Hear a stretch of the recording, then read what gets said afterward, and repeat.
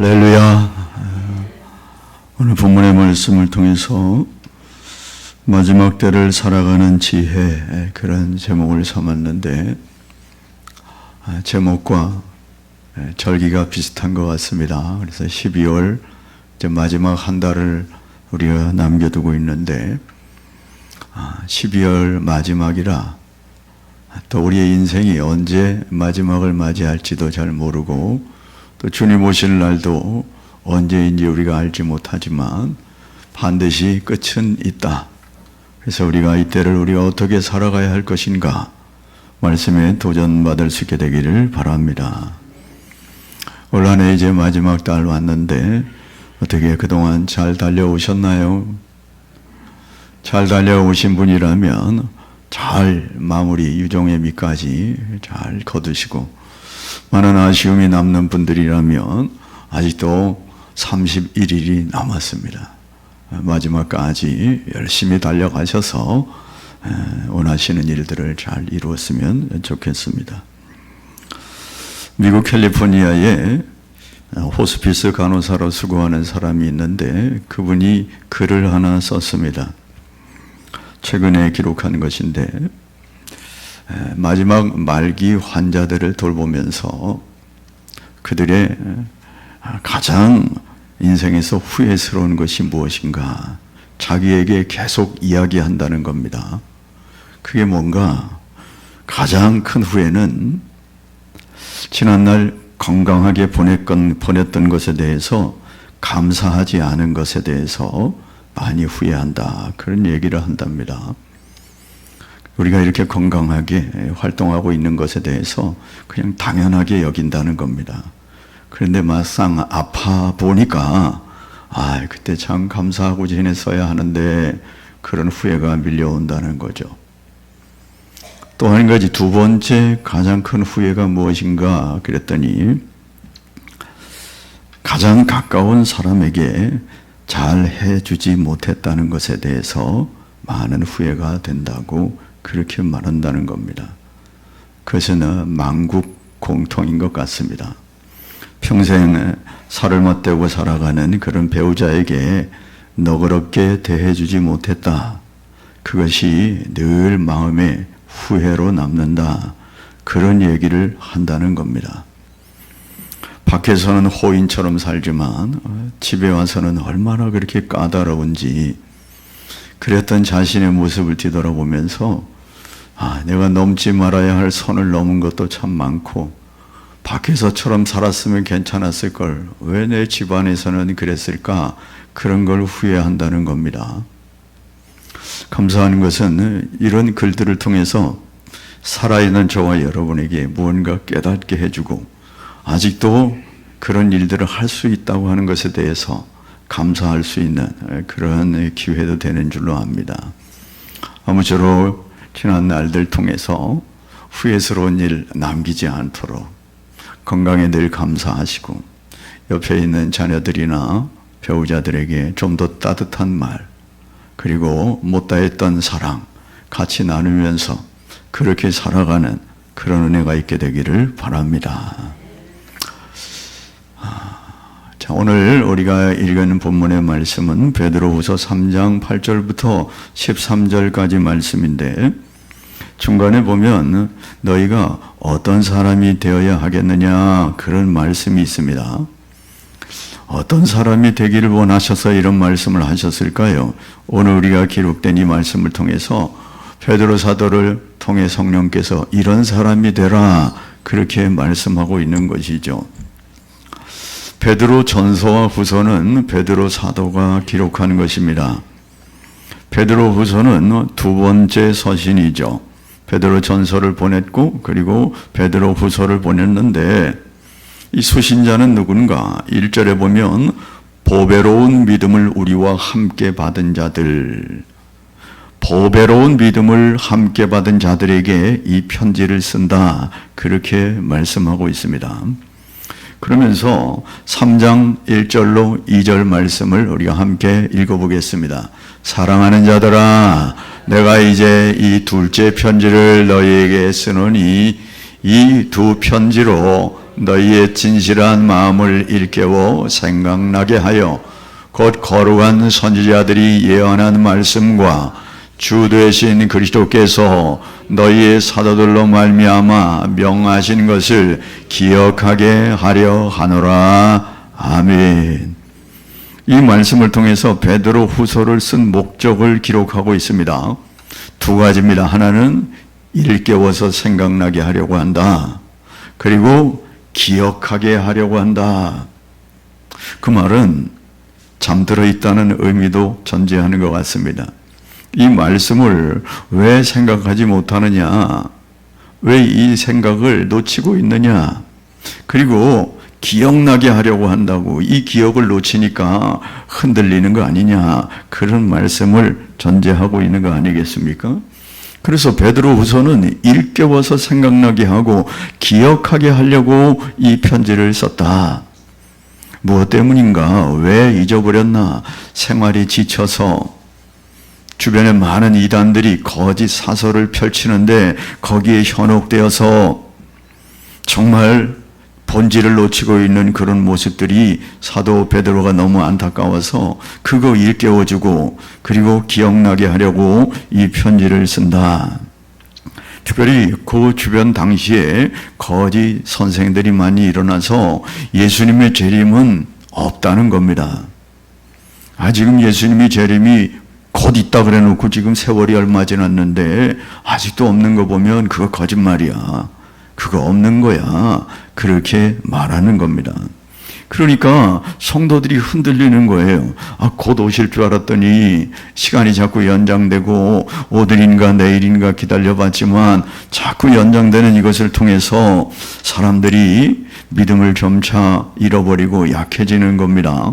그리고 세상에 심취하게 되고 하나님과 멀어지는 그런 모습을 바라보면서 사도 베드로가 안타깝게 생각해서 일깨우고 기억하게 하려고 이 편지를 썼다. 그러면서 너희가 어떠한 사람이 되어야 마땅하겠니? 이런 사람 되어야 되잖아. 어떤 사람일까요? 세 가지로 말씀을 드리려고 합니다. 첫째는 하나님을 믿고 기다리는 사람 되어야 한다. 할렐루야. 주님은 분명히 오시는데 그거 믿고 기다려야지. 주님 말씀하시면 틀림없어. 그렇게 말씀하는 것이죠. 여러분, 주님은 분명히 다시 오신다고 말씀하셨어요. 하늘 구름을 타고 오는 것 보고 찌른 자도 볼 것이고 각 사람이 보실 것이라고 보게 될 것이라고 주님 말씀하셨는데 그 말씀을 믿고 기다려야지. 그런데 왜 이렇게 지쳐야 되느냐? 거기에 대한 답을 지금 주고 있는 겁니다. 기다리긴 기다리는데 늦어지니까 우리는 아마 더 그러지 않겠습니까? 지금 베드로 전후서가 기록된 것은 AD 60년경 이때인데 말이죠. 그때도 막 못 기다려서 그러는데 우리는 지금 주님 오시고 나서 지금 2000년을 살아가고 있지 않습니까? 우리는 더 기다림에 지치는 그런 상태가 되지 않겠습니까? 그런데 사도 베드로를 통해서 이런 말씀을 주세요. 8절 말씀입니다. 읽어보겠습니다. 8절 말씀. 8절 말씀 본문에 있는데 한번 읽어봅니다. 사랑하는 자들아, 주께는 하루가 천년 같고 천년이 하루 같다는 이 한 가지를 잊지 말라. 아멘. 사랑하는 자들아, 어떤 사랑하는 자들입니까? 보배로운 믿음을 우리와 함께 가진 사람들아, 사랑하는 사람들아, 주께는 하루가 천년 같고 천년이 하루 같은 이 한 가지를 잊지 마라. 이게 무슨 말씀입니까? 주께는 하루가 천년 같고 천년이 하루 같다. 한마디로 말씀드리면 하나님과 우리 인생들 간에 시간의 개념이 차이가 있다는 것을 말씀하는 겁니다. 이 말은 베드로가 그냥 쓴 게 아니에요. 베드로가 시편 90편 4절에 다윗이 이렇게 쓴 말씀을 기록하는 겁니다. 시편 90편 4절 말씀 읽어봅니다. 주의 목전에는 천년이 지나간 어제 같으며 밤의 한순간 같을 뿐임이니이다. 아멘. 주님 앞에는 천년이 지나간 어제 같다는, 밤의 한순간 한 점밖에 되지 않는다. 뭐가요? 천년이. 우린 천년이 얼마나 장구한 세월입니까? 그런데 주님 앞에는 점밖에 되지 않는다. 그렇게 말씀하는 것을 인용을 해서 사랑하는 자들아, 주께는 하루가 천년 같고 천년이 하루 같다는 이 한 가지를 잊지 말아라. 여러분, 그러니까 이 말은 무슨 말이냐? 결코 지체되는 게 아니라는 겁니다. 주님이 오신다 하면서 왜 안 오시는가? 우리의 생각의 개념을 가지고, 우리의 시간의 개념을 가지고 왜 안 오시나 안달하지 말아라. 우리의 시간 개념과 하나님의 시간 개념은 엄청난 차이가 있는 거야. 천년이 지연된다 할지라도 영원의 관점에서 보면 점밖에 되지 않아. 천년이 하루 정도밖에 안 되는, 그것이 하나님의 관념이다. 시간 개념이다. 지금 2000년 지났으면 며칠 된 겁니까? 이틀 된 거예요.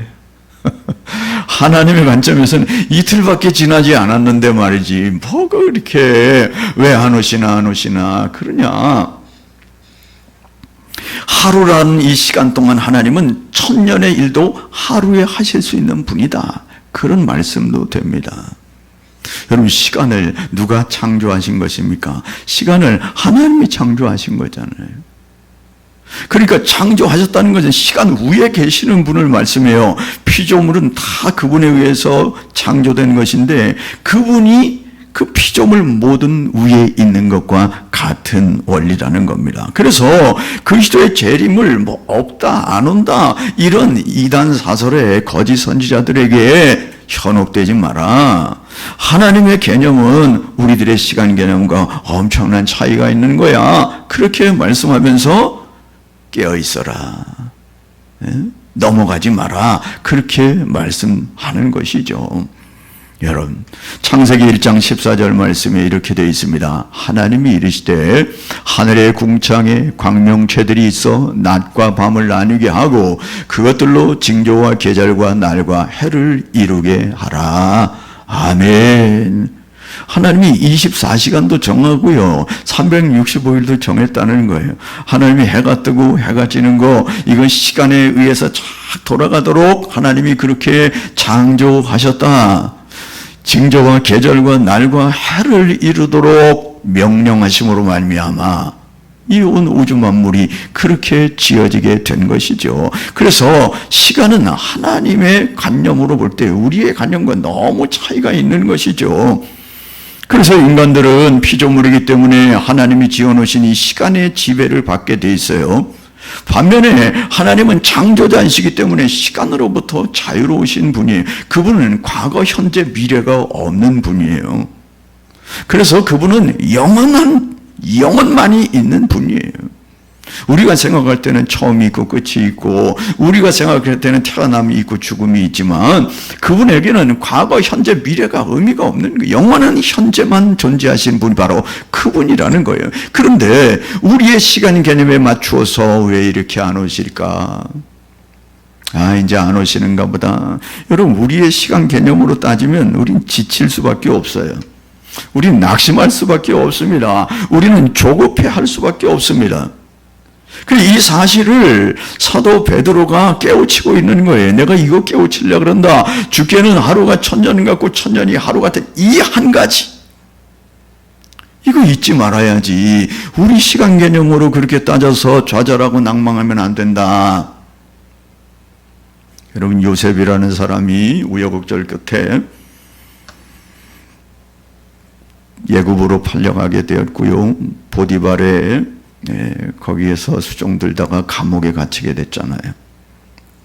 감옥에 갇혀서 거기서도 물론 성실히 생활했지만 그 궁중에서 감옥에 들어온 두 사람이 있었습니다. 한 사람은 술 맡은 관원장이고 한 사람은 떡 맡은 관원장이었어요. 그들이 꿈을 꿨는데 참 이상한 꿈을 꾸어가지고 고민하고 있을 때 요셉이 꿈을 해몽해 주었습니다. 떡 맡은 관원장은 장차 죽게 될 것이고 술 맡은 관원장은 곧 복권이 될 것이다라고 그렇게 꿈을 해몽해 주면서 그 술 맡은 관원장에게 당신이 복권되면 나 좀 생각해 달라고, 나는 여기 들어올 사람이 아닌데 나 누명 써서 그런데 나 좀 꼭 좀 기억해서 내 누명을 좀 벗겨달라고 그렇게 말하죠. 진짜 그 꿈대로 사흘 만에 이 술 맡은 관원장이 다시 그 자리를 찾게 되었습니다. 그러면 야, 요셉 꿈 참 희한하네. 그래서 요셉을 기억해야 되지 않습니까? 그런데 잊어버렸어요. 자기가 그 자리에 오르고 나니까 다시금 자기 위치만 확보하고 거기에서 충성을 했지, 요셉은 싹 잊어버렸어요. 그 요셉은 오늘 내일 계속 기다렸지 않겠습니까? 이 사람 복권 됐는데 왜 나를 기억 못하는 거야? 정말 속상하네. 막 그랬는지 모르겠어요. 그게 얼마나 지나죠? 2년 동안 지난 거예요. 아니, 세상에 2년 동안 나를 모르다니, 그렇게 포기하는 상황에 있었는데 말이죠. 2년 뒤에 바로 왕이 꿈을 꿨어요. 이 꿈 때문에 도무지 해결이 안 돼가지고 막 박사들을 부르고 나름대로 유명하다는 사람 다 불러가지고 이 꿈 좀 해몽해달라는데 아무도 못할 때 바로 그때 그 술 맡은 관원장이 요셉이 생각난 거예요. 그래서 여차 이랬습니다. 그랬더니 당장 불러오너라 해가지고 요셉을 바로 앞에 세웠는데 요셉이 그 꿈을 쫙 설명해 주잖아요. 그러니까 이 바로 왕이 너무나 기가 차서 너무 감동이 되어가지고 바로 총리가 되었습니다. 여러분, 만일 2년 전에 그 술 맡은 관원장이 요셉을 불러, 야, 너 정말 억울했었지? 왕에게 이야기해가지고 그를 풀어줬다면, 물론 하나님의 섭리가 다시 그를 통해서 역사하겠지만 그때 아마 별 볼 일 없었을걸요. 요셉은 다시 보디발의 집에 갔든지 아니면 어디 종살이를 했든지 아니면 독립해서 살든지 그게 다였었지 않겠습니까? 그런데 알 수 없는 하나님의 경륜 속에 2년을 참았더니 2년 만에 총리가 되었어요. 이게 하나님의 섭리고 시간인 줄로 믿습니다. 한치의 오차도 없이 하나님은 정확한 시간에 그를 갑자기 총리로 세워서 그를 통해서 애굽 전체를 다스리게 하고 마침내 자기 아버지의 식구 70여 명을 고센 땅에 이주시키고 거기에서 중다한 민족을 이루어 이스라엘 백성들로 그렇게 완성되는 거 아니겠습니까? 이게 하나님의 시간입니다. 여러분, 그래서 주의 약속에 대해서 뭐 더디다, 안 온다 그런 얘기하지 마라. 두 번째, 왜 안 오느냐고 말하는 그 이유를 또 이야기하고 있습니다. 그게 뭔가 9절 말씀이요. 읽어보겠습니다. 주의 약속은 어떤 이들이 더디다고 생각하는 같이 더딘 것이 아니라 오직 주께서 너희를 위하여 오래 참으사 아무도 멸망하지 아니하고 다 회개하기에 이르기를 원하시느니라. 할렐루야. 더딘 게 아니라는 거예요. 야, 이 사람들아, 주님이 더딘 게 아니라 이유가 있어. 그게 뭐냐? 주님은 아무도 멸망치 않고 다 회개하기 위해서 기다리시는 중이야. 여러분, 그 기다림 때문에 저와 여러분이 구원받게 된 줄로 믿습니다. 할렐루야. 주님이 참고 긍휼히 여기시면서 인생들이 돌아오기를, 그래서 지금 주님이 오시는 것을 연장하고 있다는 겁니다. 많은 사람들이 주님 앞으로 돌아오기를 원하시는 것이 주님의 뜻이기 때문에 너희들이 생각하는 것 같이 더딘 게 아니라 한 사람이라도 더 주께로 돌아오도록 하기 위해서 주님이 이 세상의 멸망을 지연시키고 있는 거야. 이거 기억해라. 이거 잊지 말아라. 요한복음 3장 16절은 우리에게 이렇게 말하죠. 하나님이 세상을 이처럼 사랑하사 독생자를 주셨으니 이는 저를 믿는 자마다 멸망치 않고 영생을 얻게 하려 하심이라. 아멘. 이것 때문에 예수님을 보내셨고 이것 때문에 우리를 기다리고 계셔서 우리가 이 안에 들어오게 되었습니다. 아직도 주님이 오지 않고 계시는 것은 내 친척, 내 식구들, 주님의 택한 백성들 아직도 들어오지 않고 있어서 연장하고 계시다고 그렇게 말씀하고 있습니다. 여러분, 15절에도 이렇게 말합니다. 15절에 뭐라고 말합니까? 또 우리 주의 오래 참으심이 구원이 될 줄로 여기라. 주님이 오래 참으신 거예요. 당장 오셨으면 주 안으로 들어오지 못할 많은 불쌍한 인생들이 있기 때문에 그들이 아직 들어오지 않아서 연장하고 있어. 하나님은 공의의 하나님이 동시에 사랑의 하나님이지 않습니까? 심판하면 다 끝날 인생이지만 주님이 오시는 그날은 심판이 일어나는 일인데 아직도 연장하셔서 충분한 시간을 주시고 아직도 돌아오도록 우리를 통하여 복음을 증거하도록 하시는 거죠. 전도에 미련한 것을 통하여 그들을 구원하시기를 원하셔서 오늘도 우리의 부족한 입술이지만 우리의 입술을 열어 그들에게 예수 믿으라고 이야기하는 거 아닙니까? 그런데 이 충분한 참으심은 끝까지 진행되지 않는다고 말씀합니다. 그렇게 전달하는데도 불구하고 충분한 시간을 주는데도 불구하고 더 이상 참으실 수 없는 지경에 이른다면 그때는 하나님의 심판이 이르게 된다. 재림이 그와 같다라고 말씀합니다. 그러면서 사도 베드로가 하는 이야기가 뭡니까? 하나님의 시간 개념과 우리 시간 개념은 다른 거야. 그러니까 조급해하지 마라. 분명히 오신단다. 그런데 아직도 연장하는 또 하나의 이유는 많은 사람들이 돌아오기를 기다리시는 하나님의 사랑이야. 그러니까 흔들리지 마라. 주변에서 뭐라고 얘기하도 주님 오시니까 흔들리지 마라. 이걸 깨우치려고 이 말씀을 기록했다는 겁니다. 두 번째, 어떤 사람이 되어야 되는가? 이 말세를 살아가면서 12절 말씀입니다. 하나님의 날이 임하기를 바라보고 간절히 사모하라. 그날에 하늘이 불에 타서 풀어지고 물질이 뜨거운 불에 녹아지려니와. 아멘. 어떻게 살아야 하는가? 하나님의 날이 임하기를 바라보고 간절히 사모하며 살아야 한다. 이단의 이야기에 현혹되지 말고 오니 안 오니 그런 얘기 거기에 휩싸이지 말고 하나님의 날이 반드시 온다고 하는 이것을 바라보면서 간절히 사모하라. 이것은요 현재 진행형의 그런 단어를 용법을 쓰고 있어요. 지금도 바라봐라. 지금도 사모하라. 간절히 기다려라. 지금도 기다려라. 그런 의미로 사용하고 있다는 겁니다. 그런데 그날에 하늘이 불에 타서 풀어지고 세상에 도대체 사도 베드로는 뭘 본 걸까요? 아니 AD 60년경에 하늘이 불에 타서 풀어지는 걸 보았어요. 그리고 물질이 뜨거운 불에 녹아지는 것을 보았어요. 그날에 그렇게 될 것이라. 여러분 얼마나 끔찍한 일입니까? 사도 베드로가 그것을 보고 그날의 이야기를 해주고 있는 겁니다. 당시에는 무슨 원자탄이 있었을 거예요. 당시에는 이런 무서운 화력들이 있었겠습니까? 기껏해야 화살, 기껏해야 창 정도였을 건데, 기껏해야 말 타고 달리면서 전쟁하는 것이었을 건데, 야, 지금 전쟁의 양상을 보세요. 얼마나 불이 동원되고 있습니까?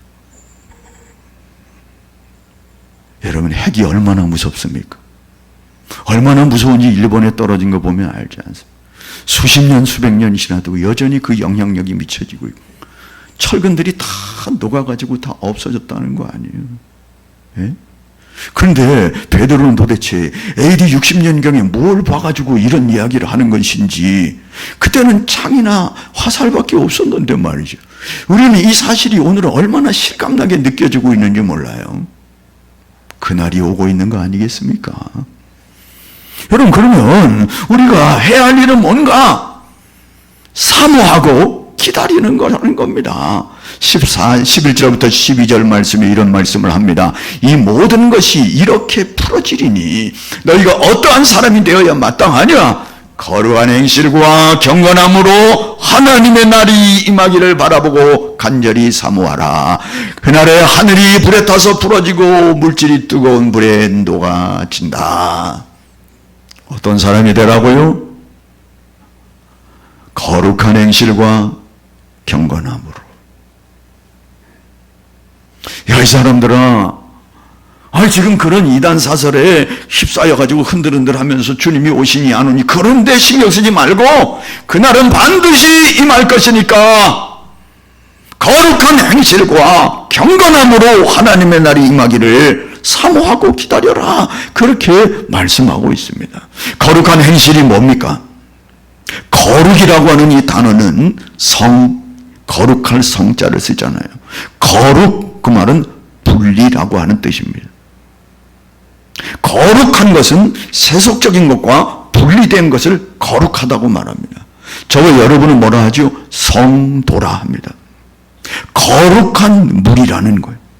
세상과 구별된 거룩한 물이라고. 저와 여러분이 거룩한 물이로 구별은 되었는데 거룩한 삶을 살지 않는다면, 곧 세상과 분리된 죄와 떨어진 삶을 살지 않는다면 성도의 이름에 걸맞지 않지요. 거룩한 행실과, 그 말은 죄를 떠난 삶과 그 다음에 경건함으로, 그 경건함은 하나님을 두려워하는 마음이에요. 내가 어디에 있든지 간에 하나님 앞에 있다고 하는 그런 자세로 살아가는 그 삶, 그래서 하나님의 형상을 닮아가려고 애를 쓰며 살아가는 그 삶, 그게 바로 경건함이라는 거예요. 우리가 해야 할 일은 주님이 언제 오시느냐 거기에 신경 쓸 게 아니라 반드시 오실 거니까 우리가 해야 할 일은 그저 거룩한 행실과 경건함으로 준비하면 된다. 그러면서 사도 베드로가 10절에 보니까 주의 날이 도둑같이 온다고 말해요. 여러분, 이것도 사도 베드로가 갑자기 생각해가지고 도둑같이 온다고 말하는 게 아닙니다. 주님께서 늘 자기 제자들에게, 그 주변에 있는 사람들에게 말씀했던 이야기들이에요. 마태복음 24장 36절 말씀입니다. 주님이 하신 말씀이에요. 여러분, 성경에 빨간 글씨로 써 있는 거예요. 그러나 그날과 그때는 아무도 모르나니 하늘의 천사들도 하늘도 모르고 오직 아버지만 아시느니라. 이 44절 말씀입니다. 이러므로 너희도 준비하고 있으라. 생각하지 않은 때에 인자가 오리라. 50절 말씀입니다. 생각지 아니한 날, 알지 못하는 시각에 그의 종이 주인에게 이르러. 25장 13절 말씀입니다. 그런즉 깨어있으라. 너희는 그날과 그때를 알지 못하느니라. 아멘. 다 주님이 말씀하신 거예요. 그날이 도둑같이 온다는 거예요. 도둑이 그 주인이 언제 잠들었는지, 깨어있을 때 옵니까? 잠들었을 때, 아무도 없을 때 그때 온다는 거 아닙니까? 갑자기 온다는 거예요. 사도 바울도 데살로니가서 5장 2절에 이렇게 말합니다. 주의 날이 밤에 도둑같이 이를 줄 너희 자신이 자세히 알기 때문이라. 오기는 오는데 그 날과 때는 모르지만 불현듯 나타나신다고 말씀하는 것이죠. 여러분, 그러므로 갑자기 나타나실 그분을 위해서 우리가 해야 할 일, 허둥지둥 될 것이 아니라 도덕적으로 깨끗하게 살고 주님 모시기에 영적으로 깨어 살아. 주님이 언제 오시든지 간에 할렐루야 맞이할 수 있도록 준비해야 되지 않겠냐, 그 말을 하고 있는 거죠. 그러니까 우리가 집중해야 될 일이 여긴데 말이죠. 거룩한 행실과 경건함으로 살아가는 게 우리가 해야 할 일인데, 오니 안 오니 가지고 우왕좌왕하면서, 여러분, 오늘을 제대로 살아가는 사람은 내일이 와도 상관없어요. 여러분, 학생들이 공부할 때 말이죠, 시험 공부를 열심히 합니다. 그래가지고 정말 이 정도 거의 다 준비가 되면 어떻게 되죠? 학생들이 시험날을 기다리는 거예요. 여러분, 그래본 적이 있으시지 않습니까? 이거 다 잊어버리기 전에 빨리 시험 나왔으면 좋겠는데 말이지. 이거 다 외웠는데 이거 일단 빨리 시험 봤으면 좋겠는데. 그러나 준비하지 아니한 애는 시험 날짜가 오는 것을 굉장히 두려워해요. 좀 더 미뤄졌으면 좋겠는데, 시험 날짜가 다음 달 되었으면 좋겠는데. 여러분, 그러니까 우리가 준비가 되어 있으면 언제 오시든지 상관없는 거 아니겠습니까? 우리가 해야 할 일은 거룩한 행실과 경건함으로 뚜벅뚜벅 걸어가면 된다, 그 말입니다. 그러니까 사도 베드로가, 야, 흔들리지 마. 그냥 우리가 해야 할 일은, 마지막 때를 살아가는 우리는 주님이 갑자기 오신다 했지만 그 이야기를 기억하면서 믿음 생활 잘하면 되는 거야. 마지막 세 번째 13절 말씀입니다. 우리는 그의 약속대로 의가 있는 곳인 새하늘과 새 땅을 바라보는도다. 할렐루야. 그 나를 사모함과 동시에 그의 나라를, 하늘나라를 바라보라. 하늘나라를 소망하며 살아가야 한다. 이 마지막 시대를 살아가면서 저와 여러분이 그 나라를 사모하는 게 곧 그 나라를 사모하는 것이지만 구별해서 새하늘과 새 땅이라고 표현하고 있습니다. 여러분, 믿지 않는 자들에게는 그날이 두려움의 날이 돼요. 준비하지 아니한 사람에게는 두려움의 날이 되지만 믿는 자들에게는 기쁨의 날이고 잔치가 되는 날이고 신부가 신랑을 만나는 날과 같은 그런 날이라고 성경은 우리에게 소개하고 있지 않습니까?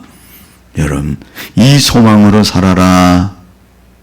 여러분, 이 소망이 없으면 믿음 생활 못합니다. 이 소망이 없었으면 수많은 믿음의 선진들이 순교하지 못했습니다. 여러분, 그 사람들은 목숨이 두 개입니까? 예? 화형에 태워지면서도 배반하라고, 예수를 부인하라고 이야기하는 그 군중들 앞에서 나는 지금까지 하나님의 은혜로 살았는데 하나님은 나를 배반하지 않은 나는 배반할 수 없다고 화형을 당하면서도 찬송을 부르며 기꺼이 순교했던 그 순교는 도대체 무엇 때문에 그러는 겁니까? 목숨이 두 개, 세 개가 아니잖아요. 나를 위해 죽는 자는 죽어도 살겠고 그날에 다시 살리리라고 말씀하시는 이 부활의 소망을 가지고 그 나라를 사모하면서 기꺼이 순교의 제물이 되는 거 아니겠습니까? 그렇습니다. 그 나라를 소망하는 사람으로 살아라. 흔들리지 말아라. 여러분, 왜 굳이 이 이야기를 하고 있는 겁니까? 우리는 그 나라가 있는데 이 땅에서 이 나라에 만족하면서 이 나라에 속해서 그 나라를 잊어버리고 살고 있지는 않는가? 그 나라가 어떤 나라입니까? 요한계시록 21장에 보면 그 나라를 소개하고 있어요. 거기에 보면 하나님께서 친히 그들과 함께 있는 곳이라고 말해요. 그 나라는 어떤 나라는 눈물이 없는 곳이라고 말합니다. 사망이 없고 애통하는 것이나 곡하는 것이나 아픈 것이 다시 있지 않고 영원한 안식과 행복만이 있다. 그렇게 그 나라를 소개하고 있어요. 제가 몇 번 말씀드렸지만 요한계시록에 나타난 천국의 휘황찬란한 광경은 그거보다 훨씬 더 좋은 줄로 믿으시길 바랍니다. 당시 요한계시록을 쓰던 AD 90년경에는요 아무리 미사여구를 동원해서 그 찬란한 하늘나라를 기록할 수가 없었어요. 오늘날은 더 미사여구로 더 찬란하게 그려낼 수 있겠지만 완성된 성경을 우리가 강함할 수는 없지만 하늘나라는 거기에 제한되지 않는 더 찬란하고 더 화려하고 더 놀라운 그런 나라인 줄로 믿습니다. 그 나라가 준비되고 있다고요. 그러니 우리에게 그 소망 가지고 살아야지. 이 사람들아 이렇게 흔들리면서 왔다 갔다 하면서 말이야. 그러면 안 된다. 그러면서 여기에 뭐라고 얘기하니까 그의 약속대로. 그의 약속이 누구의 약속입니까? 하나님의 약속이에요. 우리 주님의 약속이에요. 우리는 약속을 해도 깨트릴 때가 많아요. 아니 약속을 해도 지키지 못할 때가 많아요. 능력이 없어서 꼭 해주고 싶은데도 못 해줄 때가 얼마나 많습니까? 약속을 해서 가기는 원했지만 교통편이 허락되지 못해서 못하는 경우도 있고요. 인생들의 약속은 얼마든지 깨질 수 있어요. 이번에 우리 아들이 이사한다고 그랬는데 말이야. 그 집에 새로 이사 오기로 한, 전세 오기로 한 그 가정이 이제, 가정은 아직 이루질 않았고 미리 집을 얻는다고 계약을 했는데 일주일 만에 연락이 왔어요. 깨졌다고. 그래서 우리 해약해야 된다고. 세상에. 아니 결혼하기로 했는데 집까지 얻어놓고 말이죠. 깨졌대요. 그래서 얼마나 황당합니까? 세상에 그런 일도 있네. 그래. 그래서 제가 그랬습니다. 손잡고 들어가야 한다. 아니 손잡고 들어가도 신혼여행 가서 또 깨지는 경우도 얼마나 많습니까? 그런데 또 조금 있다가 다시 붙었다니? 그래서 다시 전세 계약이 유효하게 됐어요. 인생의 계획은 그래요. 약속은 그래요. 근데 그의 약속대로가 뭡니까? 그의 약속대로가 하나님의 약속대로입니다. 하나님의 이 약속은 갑자기 어느 날 임한 게 아니에요. 구약 성경에 이사야 선지자가 700여 년 전에 예수님 오기 전에 예수님 오실 것을 예언했습니다. 지금으로부터 2700년 전에 이사야 선지자를 통해서 그날을 이야기했습니다. 이사야서 65장 17절 말씀 읽어봅니다. 보라, 내가 새 하늘과 새 땅을 창조하나니 이전 것은 기억되거나 마음에 생각나지 아니할 것이라. 할렐루야. 새 하늘과 새 땅의 이야기는 신천지 이야기가 아니에요. 신천지 이단이 주장하는 그것이 아니라, 새 하늘과 새 땅 지금 사도 베드로가 이야기하는 것이 아니라 이사야 선지자가 2700년 전에 이야기해 놓은 이사야 65장 17절을 내가 새 하늘과 새 땅을 창조한다. 이전 것은 기억나지 않도록 해주겠다고 말씀하는 그 나라. 66장 22절에도 이렇게 말합니다. 내가 지을 새 하늘과 새 땅이 내 앞에 항상 있는 것 같이 너희 자손과 너희 이름이 항상 있으리라. 여호와의 말이니라. 할렐루야. 누구의 말이라고요? 여호와의 말이니라. 이 말은요, 도장을 딱 찍는 거예요. 내가 새 하늘과 새 땅을 창조하는데 내가 말했다. 쾅. 여러분, 하나님의 약속은 변개할 수 없는 거예요. 인생들이 좌지우지할 수 없습니다. 하나님이 신실하셔서 약속하신 것을 변개하지 않습니다. 그러면 우리가 믿을 가치가 없는 것이죠. 하나님의 약속은 오신다 하고 오셨습니다. 창세기 3장 15절에 여자의 후손을 보내겠다고 창세기에 얘기하신 그 예수를 베들레헴에 보내신 거 아닙니까? 미가 선지자가 예수님 탄생 700년 전에 베들레헴에서 나겠다고 말씀하시고 베들레헴에 오신 거 아닙니까? 그분이 십자가에 죽으실 것을 이사야 53장에 말씀하신 그대로 700여 년 후에 그렇게 십자가에 달려 돌아가신 거 아닙니까? 하나님의 약속은 틀림없습니다. 베드로가 성경에 근거도 없이 새로운 이론을 만들어낸 게 아니라는 거예요. 그의 약속대로 우리는 그 나라와 그 땅에 들어가게 된다. 이 얘기를 하는 이유가 뭡니까? 이 약속을 다 잊어버린 거예요, 사람들이. 지금 베드로 시대에 살아가는 보배로운 믿음을 가진 사람들이 다 잊어버리고 사는 겁니다. 소망을 놓치고 살아갑니다. 소망을 잊어버리고 살아갑니다. 그러니까 이 사람들은 이 나라가 있는데, 이 나라가 기다리고 있는데 정신 차려. 여러분, 주님이 이런 말씀하셨어요. 마태복음 16장 3절. 아침에 하늘이 붉고 흐리면 오늘은 날이 굳겠다 하나니 너희가 날씨는 분별할 줄 알면서 시대의 표적은 분별할 수 없느냐. 여러분, 일기예보가 요즘은 참 정확히 잘 맞는 것 같아요. 시간까지 알려주대요. 12시부터 1시까지 비 옵니다. 그럼 진짜 그때 툭툭툭 떨어지더군요. 여러분, 날이 굳으면 일기예보를 들으면 어떻게 합니까? 우산 챙겨 나오잖아요. 아니, 날씨는 분별할 줄 알면서 시대를 분별할 줄 모르면 안 되지, 이 사람들아. 주님이 말씀하는 것이죠. 여러분, 우리가 이 12월 마지막 달을 지내면서 이 땅도 마지막이 있을 거고 내 인생도 마지막이 있을 거라, 그런 부분들을 생각해 보는 게 의미가 있겠다 싶어서 이 말씀을 준비하게 되었습니다. 말씀을 맺으려고 합니다. 여러분, 그분은 분명히 온다고 성경이 도장을 찍고 있습니다. 그렇다면 우리는 언제 오느냐에 관심이 아니라 그날을 기다리면서 살아가는 사람이 어떻게 살아가야 할 것인가? 어떻게 해요? 믿음을 가지고 살아라. 흔들리지 마라. 그날을 사모하며 살아라. 그의 나라를 사모하며 살아라. 거룩한 행실로 살아야 한다. 경건한 삶을 살아야 한다.